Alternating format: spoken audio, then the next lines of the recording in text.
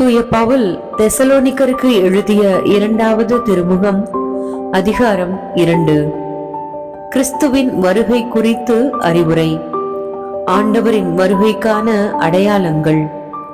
சகோதர சகோதரிகளே, நம் ஆண்டவர் இயேசு கிறிஸ்துவின் வருகையை பற்றியும் அவரோடு நாம் ஒன்று கூடுவதை பற்றியும் உங்களுக்கு நாங்கள் கூற விளைவது, ஆண்டவருடைய நாள் வந்துவிட்டது என இறைவாக்காகவோ அருளுரையாகவோ நாங்கள் எழுதிய திருமுகத்தின் செய்தியாகவோ யாராவது சொன்னால் நீங்கள் உடனே மனங்கலங்கி நிலை குலைய வேண்டாம், திகிலுறவும் வேண்டாம்.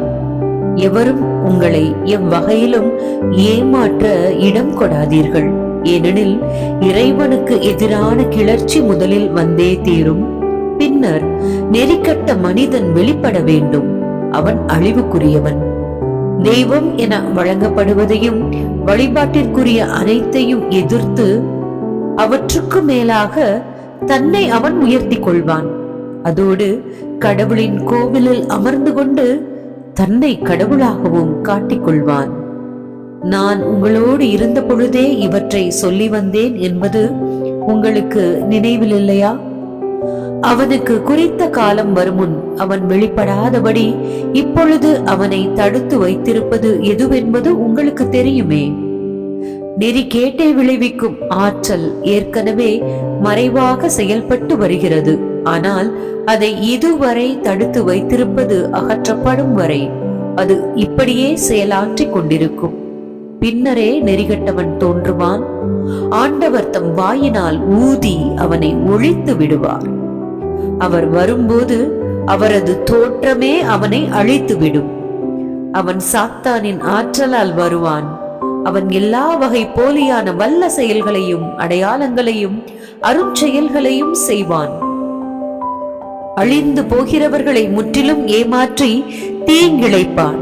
ஏனெனில் அவர்கள் தங்களை மீட்க வல்ல உண்மையின் பால் ஆர்வம் காட்ட மறுத்தனர்.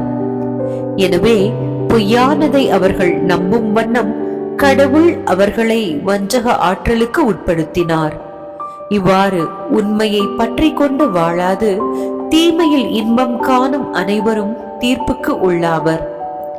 மீட்பு பெற தேர்ந்து கொள்ளப்பட்டவர்கள்.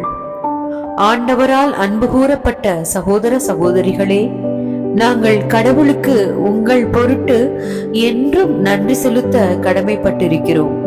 ஏனெனில் தூய ஆவியால் தூய்மையாக்கப்பட்டு நீங்கள் உண்மையை நம்பி மீட்பு அடையும்படி கடவுள் உங்களை முதலாக தேர்ந்து கொண்டார். நம் ஆண்டவர் இயேசு கிறிஸ்துவின் மாட்சியை நீங்கள் அடையும் பொருட்டே நாங்கள் அறிவித்த நற்செய்தியின் வழியாக அவர் உங்களை அழைத்தார்.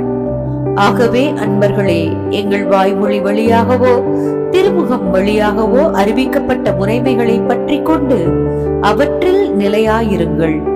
நம் ஆண்டவராம் இயேசு கிறிஸ்துவும் நம் மீது அன்பு கூர்ந்து தம் அருளால் நிலையான ஆறுதலையும் எதிர்நோக்கையும் அளித்த நம் தந்தையாம் கடவுளும் உங்கள் உள்ளங்களுக்கு ஊக்கமளித்து நல்லதையே சொல்லவும் செய்யவும் உங்களை உறுதிப்படுத்துவார்களாக. ஆண்டவர் வழங்கும் அருள்வாக்கு. இறைவா, உமக்கு நன்றி.